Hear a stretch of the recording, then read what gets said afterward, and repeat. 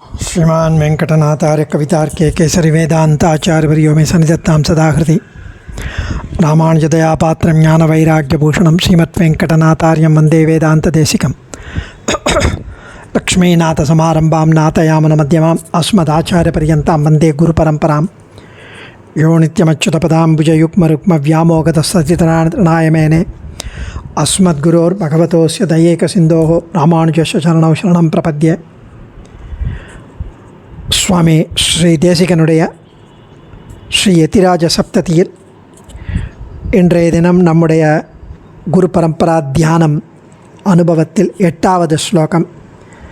யாமுனமுனி ஆள வந்தார், அவரை பற்றி அவருக்கு வணக்கம் என்று தெரிவிக்க. விகாஹே யாமுனம் தீர்த்தம் சாது பிருந்தாவனே ஸ்திதம் நிரஸ்த ஜிஹ்மக ஸ்பர்ஷே यत्र कृष्ण कृतादरः. विगाहे यामुनं तीर्थं साधु बृंदावने स्थितं निरस्त जिह्मकस्पर्शे यत्र कृष्ण कृतादरः. அதாவது மணக்கால் நம்பியின் திருவடிகளை அடைந்து வேதாந்த அர்த்தங்களை பெற்றவர் ஆள வந்தார். நேற்றைய தினம் அனுபவித்தபடி இவர் ஆள வந்தார் யமுனா நதியின் தீர்த்தத்தை போன்றவர். ஸ்லேடை பொருளில் இந்த ஸ்லோகத்தில் தேசிகன் ஆச்சரியமாக தெரிவிக்கிறார். இவர் யமுனா நதியின் தீர்த்தத்தை போன்றவர். ஏன்னா ஆச்சாரியர்களையே தீர்த்தர்கள் அப்படின்வா. என் தீர்த்தன், என் தீர்த்தனே அப்படின்னு பெருமாளையே தெரிவிக்கிறார் நம்மாழ்வார். நம்மளையெல்லாம் க்ளீன் பண்ணுறவன், ப்யூரிஃபை பண்ணுறவா தீர்த்தம். அதனால தான் மத்வாச்சாரியார்கள் ஆச்சாரியரையே தீர்த்தர் அப்படின்வா. வியாச தீர்த்தர் அது மாதிரி. இந்த இவர் ஆள வந்தார் யமுனா நதியின் தீர்த்தத்தை போன்றவர். யமுனை ஆற்றின் நீரில் காளிங்கன் என்னும் சர்ப்பம், அந்த பாம்பு வசித்திருந்தது. அது நீரை கெடுத்தபடியால் அந்த நீர் மக்களுக்கு பயன்படாமல் இருந்தது. அந்த பக்கம் யார் போனாலும் இறந்து விடுவார்கள். அதனுடைய விஷம் காற்றுப்பட்டு அந்த நீர்லேருந்து கண்ணபிரான் அந்த துஷ்ட நாகத்தை அடக்கி வெருட்டி அடித்து காளிங்க நர்த்தனம் பண்ணி அதை கண்ட்ரோல் பண்ணி எல்லா மக்களுக்கும் அந்நீர் பயன்படுமாறு செய்தான். அதை விரட்டி அடித்தான். கண்ணனும் கோபிகளுடன் நீராடி அந்த தீர்த்தத்தை மிகவும் ஆதரித்தான். ஆள வந்தார் அதே போல வக்கரமான புத்தியை உடைய பிற மதத்தினரின் கொள்கைகளை கண்டித்து வேதாந்த சித்தாந்தத்தை ஸ்தாபித்தார். இவரிடம் கண்ணனுக்கு அன்பு பெருகியது. யமுனா நதி சிறந்த பிருந்தாவனத்தில் உள்ளது. ஆள வந்தார் சாத்வீகர்களான சாதுக்களின் கூட்டத்தை தம் உபதேசங்களால் நல்வழிப்படுத்தி காப்பதிலேயே உறுதி கொண்டவர். யமுனா தீர்த்தத்தில் ஆழ்ந்து மூழ்கி நிற்பது போல ஆள வந்தார் திருவடிகளை சேர்ந்து அவருடைய குணானுபவங்களில் ஆழ்ந்து ஈடுபட்டு நிற்கிறேன் என்கிறார். அதாவது சாது பிருந்தாவனே, சாதுன சிறந்த பிருந்தாவனத்தில், சாதுன சத்துக்களின் பிருந்தன கூட்டத்தை அவனென காப்பது, சத்துக்களின் கூட்டத்தை காப்பது ஆள வந்தார் யாமுனாச்சாரியர். சிறந்த பிருந்தாவனத்தில் நடனமாடினது, கோபிகைகளுடன் இருந்தது கண்ணன். ஜிஹ்மக ஸ்பர்ஷ, ஜிஹ்மகம்னா பாம்பு ஒரு அர்த்தம். இன்னொரு அர்த்தம் வக்ர புத்தியுடன் நடப்பவர்கள், பிற மதத்தினர். ரெண்டு பேரையும் கண்டித்து சித்தாந்தத்தை ஏற்படுத்தினார். கண்ணன் அங்கே பாம்பை அடக்கி அவர்களை பாம்பை விரட்டி அடித்தார். இவர் பிற மதத்தினரை அடக்கி விரட்டி அடித்தவர், தன்னுடைய மதத்தை ஸ்தாபித்தார். இப்படி ஆச்சரியமாக விகாகே யாமுனம் தீர்த்தம் சாது பிருந்தாவனே ஸ்திதம் நிரஸ்த ஜிஹ்மக ஸ்பர்ஷே எத்திர கிருஷ்ண கிருதாதரகாங்க. நிரஸ்தன போக்கடிக்கப்பட்ட, விரட்டி அடிக்கப்பட்ட, ஜிஹ்மக பாம்புகளின், வக்ர புத்திகளின் ரெண்டு அர்த்தம். ஸ்பர்ஷே சம்பந்தத்தை உடைத்தான, பாம்பின் சம்பந்தத்தை உடைத்தான, எத்திர எந்த நீரில், கிருஷ்ணகா கண்ணன், கிருதாதரகா ஆதரம் கொண்டானோ, எந்த நீர்னா யாமுனாச்சாரியார் தீர்த்தர், அவரிடம் ஆதரம் கொண்டான் கண்ணன். அங்கே யமுனை மடு காளிங்கன் இருந்த இடம், அதில் ஆதரம் கொண்டான் கண்ணன். சாது பிருந்தாவனே, உயர்ந்தவர் வாழும் பிருந்தாவனத்தில் ஒரு அர்த்தம். சாதுக்களின் கூட்டத்தை காப்பதில் இன்னொரு அர்த்தம். ஸ்திதம் நிலையை உடையதான, யாமுனம் தீர்த்தம் ஆளவந்தார் என்னும் தூய ஆச்சாரியனாகிய யமுனா நதியின் தீர்த்தத்தில் விகாகே ஆழ்ந்து ஈடுபடுகிறேன். ஆச்சாரியனுடைய குணானுபவத்தில் ஆழ்ந்து ஈடுபடுகிறேன். கண்ணன் ஆதரிக்கும் யமுனா நதியின் தீர்த்தத்தில் ஆழ்ந்து ஈடுபடுகிறேன். ரெண்டும்.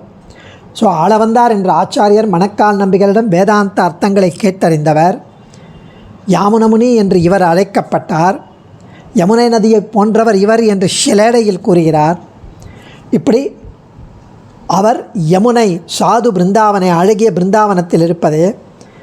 அதுபோல ஜிக்மகம் பாம்பின் ஸ்பர்ஷத்தை சம்பந்தத்தை பெற்றது யமுனை. அதை கண்ணன் நிரசித்தார், விரட்டி அடித்தார் அந்த பாம்பை. பின்னர் யமுனையை ஆதரம் கொண்டான் யமுனை நீரில். அதனால் அந்த நீர் பலருக்கு பயன்படுமாறு ஆயிற்று. கண்ணனும் அதில் ஆதரவுடன் நீராடினார். ஆளவந்தார் சாது பிருந்தா அவனே சாதுக்களின் பெரிய நம்பி முதலானவர் கூட்டத்தை பாதுகாத்தார். நிலைமை உடையவராயிருந்தார். பாதுகாத்து அவர்களை தன்னுடைய சம்பிரதாயத்தில் ஆச்சரியமாக கொண்டு வந்தார். ஜிஹ்மகர்களின் வக்ர புத்தியோட பிற மதத்தினரை விரட்டி அடித்தார், நிரசித்தார். கண்ணன் ஆளவந்தாரிடம் ஆதரவு உடையவனாயிருந்தான். இப்படி எத்திர கிருஷ்ண கிருதாதரகா என்பதில் ஒரு வரலாறு உள்ளது. கிருஷ்ண கிருதாதரகா அப்படிங்கிறதுல நாதமுனிகள் முன்னோர்கள், அதாவது ஒரு வாட்டி இந்த இந்த நாதமுனிகள் நம்ம சுவாமி அஸ்மதாச்சாரியன் கோபாலதேசிக மகாதேசிகன் எழுதின தெளிவுரையில் தெரிவிக்கிறார். மணக்கால் நம்பி இவருக்கு எல்லா வேதாந்த அர்த்தங்களையும் சொன்னாலும் அவர் இவரின் தாத்தாவான நாதமுனிகளுடைய பக்தியோகம் குருகை காவலப்பன் என்பவரிடம் இருக்கிறது. நீர் அவரிடம் சென்று யோகத்தை உபதேசித்து கொள்ளும் என்று நியமித்தார். மணக்கால் நம்பி ஆளவந்தார் குருகை காவலப்பன் கிட்ட பக்தி யோகம் போய் கற்றுக்கோம் என்று. உடனே அவர் இருக்கும் இடம் சென்றார் ஆளவந்தார். அப்போது அவர் யோகத்தில் இருந்தார். அப்படியே தியானிச்சுண்டு கண்ணை மூடிண்டு கண்ணனை சாட்சாத்காரம் பண்ணிட்டு மனசுக்குள்ளே அவர் தியானத்தில் இருந்தார். அவர் பின்னாடி உட்காண்டிருக்கார், வெயிட் பண்ணிட்டுருக்கார். எப்போ தியானம் முடிஞ்சு அவர் கண்ணை திறந்த அப்புறம் அவரோட பேசலாம்.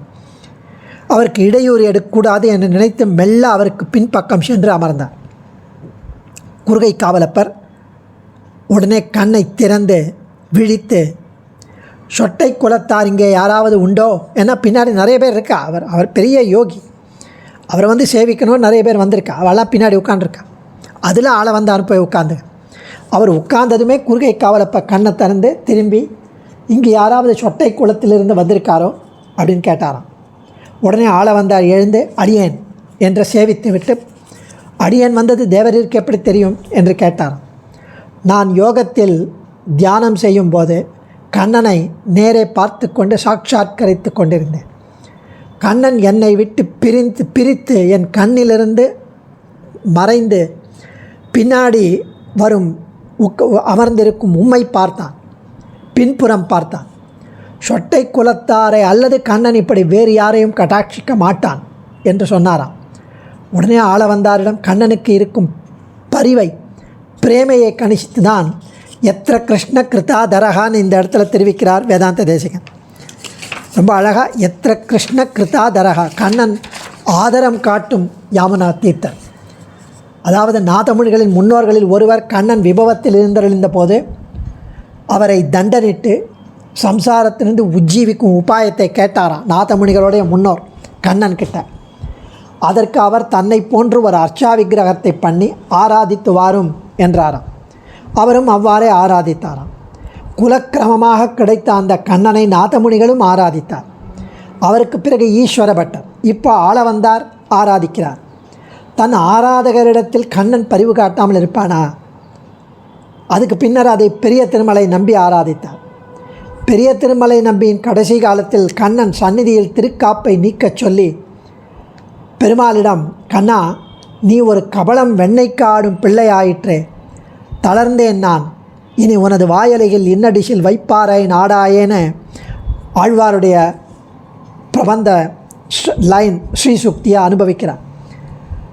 கபலம் வெண்ணெய்க்கு ஆடும் நீ பிள்ளை ஆயிற்றே, தளர்ந்தேன் நான், எனக்கு வயசாயிட்டு முடியல, இனி உனது வாயலகில் இன்னடிசில் வைப்பாரை நாடாயே, உன்னுடைய வாயில் அடிசில், அக்கார அடிசில், தயிர் சாதம், வெண்ணெய் இதெல்லாம் வைக்கிறவர்களை வேறு யாரையாவது பார்த்துக்கோ என்று விண்ணப்பித்தாராம். இப்படி கண்ணன் அவ்வளவு ஆதரம் காட்டும் குலம். எனவே கிருஷ்ணனின் பிரீத்திக்கு இலக்கானதும் பிருந்தாவனத்தின் வழியே ஓடுகிறதுமான யமுனையின் தீர்த்தத்தில் நம் பாபங்களை போக்கிக் கொள்ள நீராடுவது போல கிருஷ்ணனின் பிரீத்திக்கு இலக்கானவரும், யமுனை நதி பிரீத்திக்கு இலக்கானது, பிருந்தாவனத்தின் வழியே ஓடுறது. அதனால் யமுனா நதியில் தீர்த்தமாடினா பாவங்கள் போகும். தூய பெருநீர் யமுனை துறைவன். அதே யமுனை துறைவன் இங்கே யமுனாச்சாரியர். யமுனையின் தீர்த்தத்தில் நம் பாபங்களை போக்கிக் கொள்ள நீராடுவது போல கண்ணனின் பிரீத்திக்கு இலக்கானவர், பிரமதவாதிகளாகிய சர்ப்பங்களை ஒழித்து பக்தர் குழாங்களை காப்பாற்றுவதில் உறுதியுடையவர் யாமுனர் என்னும் ஆச்சாரியர். அவருடைய பிரவாகத்தில் ஆழ்ந்து வணங்குகிறேன் என்கிறார் சுவாமி. ஆளவந்தார் என்னும் புனிதமான தீர்த்தத்தில் ஆழ்ந்து மூழ்குகிறேன், அவரை ஆசிரயிக்கிறேன். அவரிடத்தில் கொடிய ஆசைகளாகிய பாம்புகள் இல்லை. காம, குரோத, லோபம், மத, மாத்சரியர்கள் ஒன்றுமே இல்லாத தூய ஆச்சாரியன். அவரிடத்தில் கிருஷ்ணன் மிக்க பிரீத்தி உடையவன். சாதுக்கள் கூட்டம், பெரிய நம்பி போன்றோர் சாது கூட்டங்களை ரட்சித்து உதவுவதில் கண்ணும் கருத்துமாக நிலை நிற்பவர் யமுனாச்சாரியர். அவராகிய அந்த பாவன தீர்த்தத்தில் அமுங்கி மூழ்கி நான் தூயவனாகிறேன். இது ஒரு அர்த்த அனுபவம். இன்னொரு அர்த்த அனுபவம், யமுனா தீர்த்தத்தில் ஆழ்ந்து அழுந்தி ஸ்நானம் செய்கிறேன். முன்னொரு காலத்தில் காளியன் என்ற பாம்பின் குடும்பமே வாழ்ந்தது யமுனா தீர்த்தத்தில். ஜலம் விஷமாக இருந்தது, அதெல்லாம் போக்கி இப்போ விஷமற்றது. ஸோ இந்த யமுனை ஆற்றில் கிருஷ்ணனுக்கு ரொம்ப பிரீத்தி, ஆசை, பாசம், குளிக்க விருப்பம் உண்டு. இந்த யமுனை ஆற்றில் அவகாகம் ஸ்நானம் செய்கிறேன். 2 அர்த்தத்தோடு சுவாமி தெரிவிக்கிறார். யமுனா தீர்த்தம் நமது கோடை, வெப்பம், சூடு, வெக்கை இவற்றை தீர்த்துவிடும். யாமுனேயராகிய ஆச்சாரியன் அந்த தீர்த்த அனுபவம் நமது சம்சார தாபத்தை தீர்க்கும். ஆத்தியாத்மிகம், ஆதிபௌதிகம், ஆதி தெய்வீகம் என்ற தாபத்ரயத்தை தீர்க்கும். ஸோ சோழ நாட்டின் ஒரு பாதியை ஆண்டு வந்த ராஜா இவர்.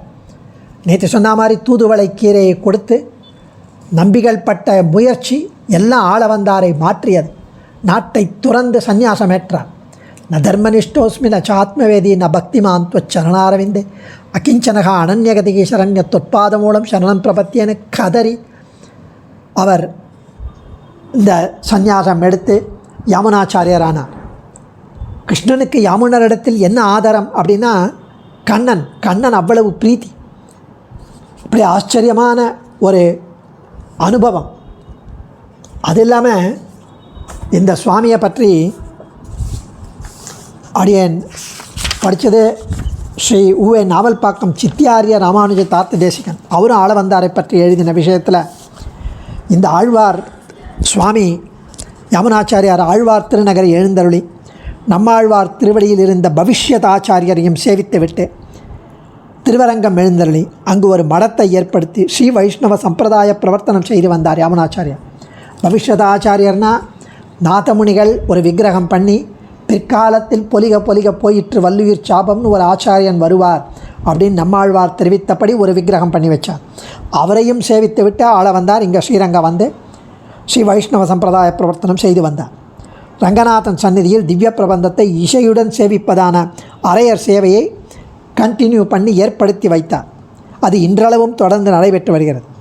இவருக்கு ரங்கராஜர் என்ற திருவரங்க பெருமாள் அரையர், தெய்வத்துக்கு அரசு நம்பி, சொட்டை நம்பி, பிள்ளையரசு நம்பி ஆகிய 4 புத்திரர்கள் ஸ்ரீ வைஷ்ணவ சம்பிரதாய பிரவர்த்தனத்தில் ஈடுபடுத்தப்பட்டனர்.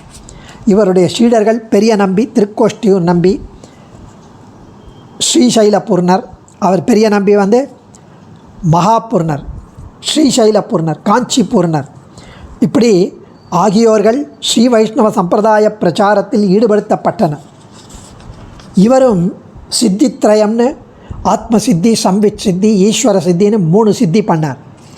4 மகாபுருஷ நிர்ணயம், 5 கீதார்த்த சங்கிரகம், 6 ஆகம பிராமாண்யம், 7 சதுஸ்லோகி, 8 ஸ்தோத்திர ரத்னம்னு 8 கிரந்தங்களை இயற்றி அருளினார். 8 கிரந்தங்களும் ரொம்ப ஆச்சரியமான கிரந்தங்கள்.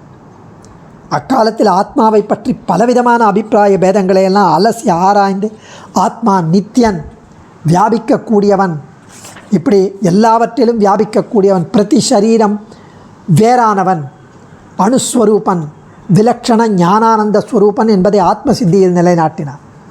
ஆத்மாவைப் போல் ஈஸ்வரனை பற்றி பலபடியான அபிப்பிராயம் இருந்தபோது ஈஸ்வரனை சாதித்து விசிஷ்டாத்வைத சித்தாந்தத்தை நிலைநாட்டினார். சரீரி பாவம் எல்லாத்தையும் ஈஸ்வர சித்தி. சம்வித் சித்தியில் ஞான விஷயத்தில் காணப்பட்ட மாறுபாடுகளை விசாரித்து ஞானம் சத்தியம் யதார்த்தம் என்றும் நிரூபித்தருளினார். ஏகமேவாத்விதீயம் என்ற ஸ்ருதி வாக்கியத்தின் சிறப்பு பொருளை கூறியுள்ளார். 4 மகாபுருஷ நிர்ணயம். இந்த நூல் லுப்தமாயிற்று. இதில் ஒரு சின்ன குறிப்பை சுவாமி தேசிகன் ஸ்தோத்திர பாஷ்யத்தில் 14வது ஸ்லோகத்தில், ஸ்தோத்திர ரத்னத்துக்கு 14வது ஸ்லோகத்தில் காட்டி அருளுகிறார். கீதார்த்த சங்கிரகம் விசிஷ்டாத்வைத பரமாக 32 ஸ்லோகங்களினால் என்டையர் பகவத்கீதையின் சாரத்தை விளக்கியுள்ளார். அதை வச்சு தான் பகவத் ராமானுஜர் கீதா பாஷ்யமே பண்ணினார்னு தெரிவிப்பு. ஆகம பிரமாணங்களை விவரித்து கூறுவது ஆகம பிராமாண்யம். சதுஸ்லோகியில் பிராட்டியின் விபுத்துவம், உபாயத்துவம், சேஷித்துவம் மற்றும் ஜெகத்காரணத்துவம் ஆகியவைகளை விளக்கியுள்ளார். ஸ்தோத்திர ரத்னம் அதி ஆச்சரியமான ஸ்தோத்திரம்.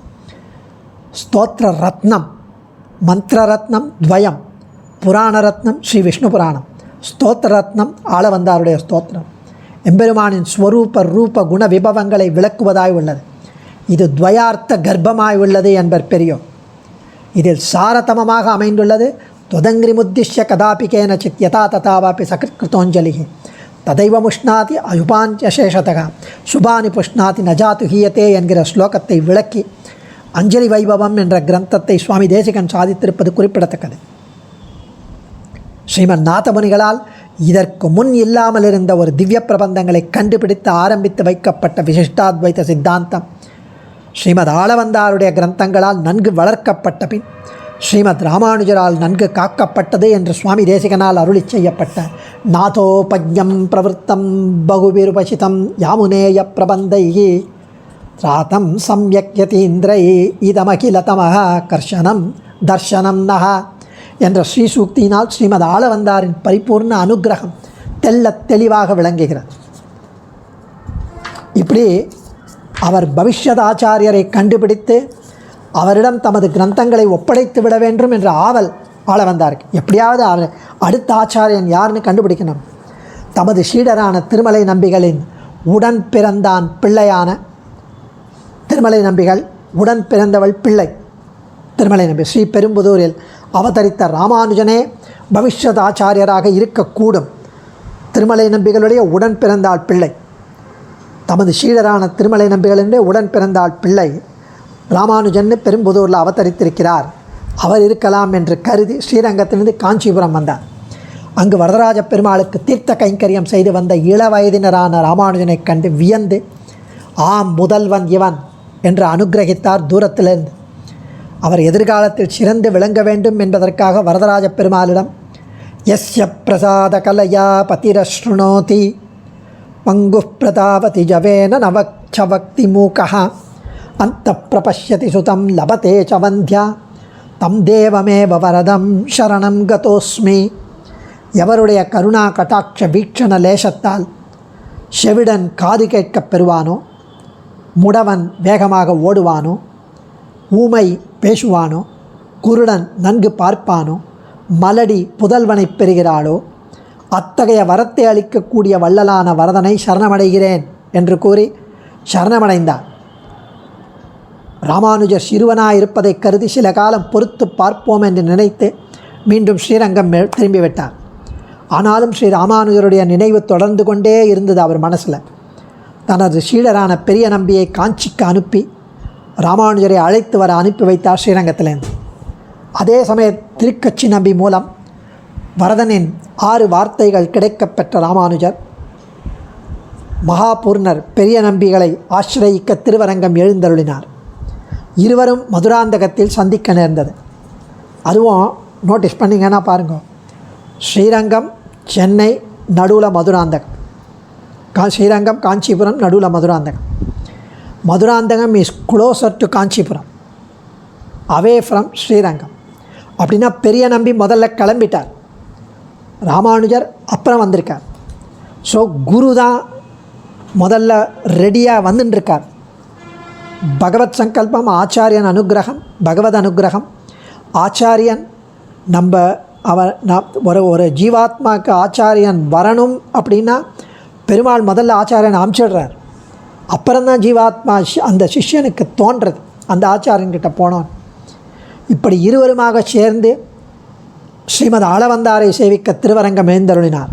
அங்கே மந்திரோபதேசம் பஞ்சசம்ஸ்கார பூர்வகமாக ராமானுஜர் பெரிய நம்பிகளை ஆசிரயித்து மதுராந்தகத்தில் ஆனப்புறம் துவய மந்திரோபதேசம் பெற்று 2 பேரும் ஸ்ரீரங்கம் வந்து காவிரி கடை அடைந்த போது பெருந்திரள் கூட்டம் அங்கு சென்று பார்த்தபோது ஆளவந்தாரின் தேக வியோகம் ஏற்பட்டு சரம திருமேனியைத்தான் சேவிக்க முடிஞ்சது. அப்போ அவரது 3 கைவிரல்கள் மடங்கி இருந்ததைக் கண்ட ராமானுஜர் அது பற்றி அங்கிருந்தவர்களை விசாரித்தார்கள். ஆளவந்தாருக்கு 1 வியாச சூத்திரத்திற்கு போதாயன விருத்தி பரமாக ஒரு பாஷ்யம் இயற்றணும் அப்படின்னு அவருக்கு ஆசை. 2 ஸ்ரீ விஷ்ணு புராணத்தை செய்த பராசரர் மற்றும் வேதாந்த சூத்திரங்களை செய்த வியாசர் ஆகியவர்களின் பெயர்களை யாருக்காவது இருவருக்கு வைக்கணும் நம்முடைய சம்பிரதாயத்தில் அப்படின்னு அவருக்கு ஆசை. 3 திருவாய்மொழிக்கு ஒரு வியாக்கியானம் பண்ணணும் என்று 3 எண்ணங்கள் இருந்தது. அவை 3ம் நிறைவேறவில்லை. அதனால் இருக்கலாம் என்ன அங்கிருந்தவர் ஒருத்தர் சொன்னார். உடனே ராமானுஜர் 2 கைகளையும் உயர தூக்கி அஞ்சலி பத்தராய் அந்த 3 எண்ணங்களையும் அடியேன் பகவத் அனுகிரகத்தால் நிறைவேற்றி வைக்கிறேன் என்று உரக்க கூறி சபதம் செய்தார். உடனே ஆளவந்தாரின் 3 விரல்களும் நிமிர்ந்ததாம். அங்கிருந்தவர்கள் எல்லோரும் ஸ்ரீமத் ஆளவந்தாரின் திடமான சங்கல்பத்தை கண்டு வியந்து பிராணவியோகம் ஆன பின்பு அவர் உடலில் உணர்வுகள் இருந்தமை பற்றி ஆச்சரியப்பட்டு கொண்டாடினார். ஆளவந்தாரின் அனுகிரகங்கள் இதெல்லாம் அகங்கார விமூடாத்மாக்களை எதிர்த்து அவர்களின் செருக்கை அடக்கி ஆட்கொள்வது ஸ்ரீ வைஷ்ணவர்களின் கடமை என்பதை செயல்படுத்தி காட்டியது ஆளவந்தாரின் முதல் அனுகிரகம். ஆக்கியாழ்வானை வென்றது. தாம் சாத்துரியமாக ஆக்கியாழ்வானை வென்று அரச போகத்தை அனுபவித்து வந்த போதும் ஆச்சாரிய சம்பந்தம் பெற்றவுடன் அரச போகத்தை துச்சமாக மதித்து சந்நியாசத்தை ஏற்று சம்பிரதாய பிரவர்த்தனத்தில் ஈடுபட்டு அனுஷ்டித்து காட்டியது 2வது அனுகிரகம். 3வது இவர் தமது பாட்டனாரின் யோகசாஸ்திரத்தை அறிய விரும்பி ஸ்ரீ குருகை காவலப்பனை காணச் சென்ற போது அவர் மூலமாக ஷடமர்ஷன வம்ச பிரபாவத்தை உலகறியச் செய்ததும் 3வது உபகாரம். ஸ்ரீ வைஷ்ணவ சம்பிரதாயத்தில் அந்த பிரவர்த்தனத்தில் மிக்க ஈடுபாடு கொண்டு பவிஷ்யத் ஆச்சாரியரை கண்டு அவருடைய க்ஷேமத்தை கருதி எஸ்ய பிரசாத கலையா என்ற ஸ்லோக அனுசந்தான பரமாக வரதராஜ பெருமானிடம் சரணாகதி செய்தது 4வது அனுகிரகம். மற்றும் ஆச்சரியமாக 8 கிரந்தங்கள் அருளி செய்தது ஸ்ரீ வைஷ்ணவ சித்தாந்தத்தை வளர்த்தது மிகப்பெரிய அனுகிரகம். அடியான் அந்த ஆக்கியாழ்வானோட சொன்ன அந்த வாக்குவாதம் அதை சொல்லலை இதில், ஏன்னா எல்லாருக்கும் தெரிஞ்சிருக்கோம். அது குயிக்காக for the sake of every one சொல்லிடலாம். அதாவது யமுனாச்சாரியர் சின்ன 16 வயசு குழந்தை, ஸ்ரீ மகாபாஷ்ய பட்டர்னு ஒரு குரு அவருக்கு. அந்த குருவுக்கு கப்பம் கட்டுவதற்காக ஓலை வந்தது. அந்த ஓலை வந்ததும் யாமுனர் தனது ஆச்சாரியனை பொறுத்து கொள்ளும்படி சொல்லி அந்த ஓலையை கிழித்து ஒரு ஸ்லோகம் எழுதி அனுப்பிச்சாராம். நாங்கள் கவிகள் மட்டுமல்ல, சாஸ்திர நிபுணர்கள் மட்டுமல்ல, பிரதிவாதிகளின் யானைகள் போன்றவர்களை செருக்கை அடக்க வல்லோம் என்று கவிதையை ஒரு ஓலையில் எழுதி பதிலுரையாக சோழ அரசனுக்கு எழுதி அனுப்பினார். ஆக்கியாழ்வானும் சோழ அரசனும் வெகுண்டனர். அரசியோ ஆக்கியாழ்வானை அடக்க வல்ல ஒருவர் வந்திருக்கிறார் என்று மகிழ்ந்து, இப்படி பதில் ஓலை அனுப்பியவர் மாபெரும் பண்டிதராய் இருக்கக்கூடும், அவரை ராஜ மரியாதையுடன் அழைத்து வரச் செல்லுங்கள் என்று ராணி முறையிட்டாள். அரசனும் அவ்வாறே ஏற்பாடுகள் செய்து உத்தரவிட்டான். அவர் அங்கே பல்லக்கில் வந்து அந்த இடத்துல வந்ததும் ஒரு ஸ்லோகத்தை உத்கோஷித்தாராம் யமுனாச்சாரியர். ஆளவந்தார் 16 வயசு.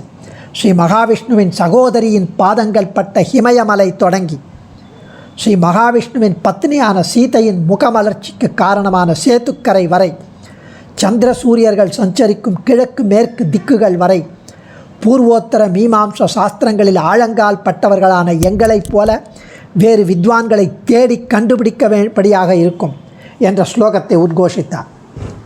இதை கேட்டு ஆச்சரியப்பட்ட அரசி, இவர் தோற்றம், நடை, பாவனைகள், பாண்டித்யம் அனைத்தும் கவர்ச்சியாக இருக்கிறது, எனவே இவர்தான் வெற்றி பெறுவார், வெற்றி பெற்றால் இவருக்கு பாதி ராஜ்யம் தருவீர்களான்னு அரசனிடம் கேட்டாலாம்.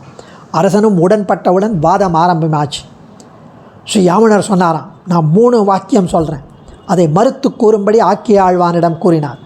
16 வயசு குழந்தை அந்த ஆக்கிய ஆழ்வானிடம் கர்வம் பிடித்து மமதையில் இருந்த அகம்பாவம் பிடித்த அந்த ஆக்கிய ஆழ்வானிடம் சொன்னாராம். அந்த 3 வார்த்தைகள்: 1 ராஜா சார்வபௌமர், 2 ராஜபத்னி பதிவிரதை, 3 ராஜமாதா மலடி இல்லை. ஆக்கிய ஆழ்வானோ பதில் கூற முடியாது, தலை கவிழ்ந்து நின்றார். ஏன்னா ராஜா சார்வபௌமன், அதை மறுத்து பேசணும். ராஜா சார்வபௌமனா ராஜா தான் பெஸ்ட்டு சீஃப், அதை எப்படி மறுக்க முடியும்? ராஜா சார்வபௌமன் இல்லை அப்படின்னு சொன்னால் கஷ்டம். 2 ராஜபத்னி பதிவிரதை, பதிவிரதை இல்லைன்னு சொல்ல முடியுமா? 3வது ராஜ மாதா, ராஜாவோட அம்மா மலடி இல்லை. அது மலடி ராஜா தான் பெற்றிருக்காளே, எப்படி மலடி இல்லைன்னு மலடின்னு சொல்ல முடியும்? ஸோ அவர் பதில் கூற முடியாமல் தலை கவிழ்ந்து நின்றார். உடனே யாமுனர் சொன்னார், தான் பதிலளிக்கிறேன் என்றார். எப்படி பதிலளித்தார்?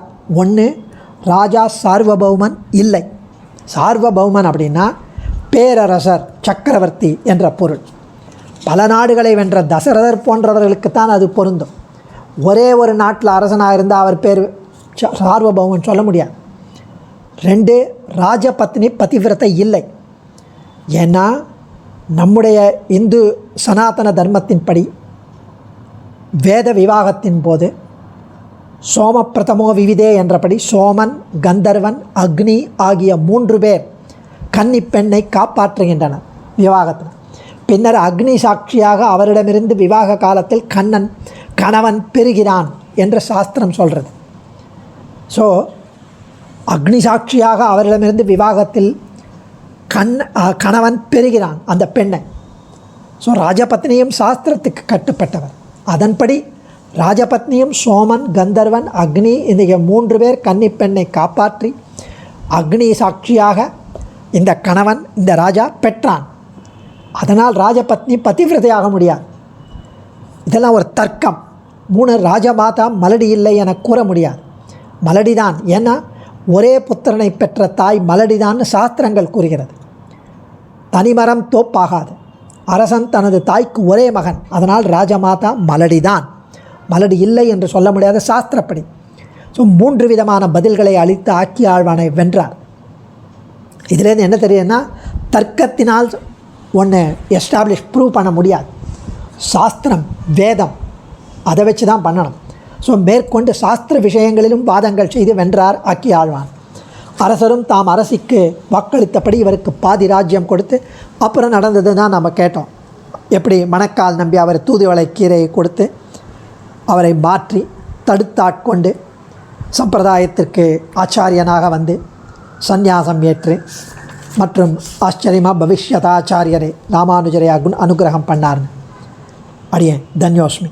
ஆச்சாரியன் திருவடிகளே சரணம். கவிதார்க்கிக சிம்ஹாய கல்யாண குணசாலினே ஸ்ரீமதே வெங்கடேசாய வேதாந்த குரவே நமः.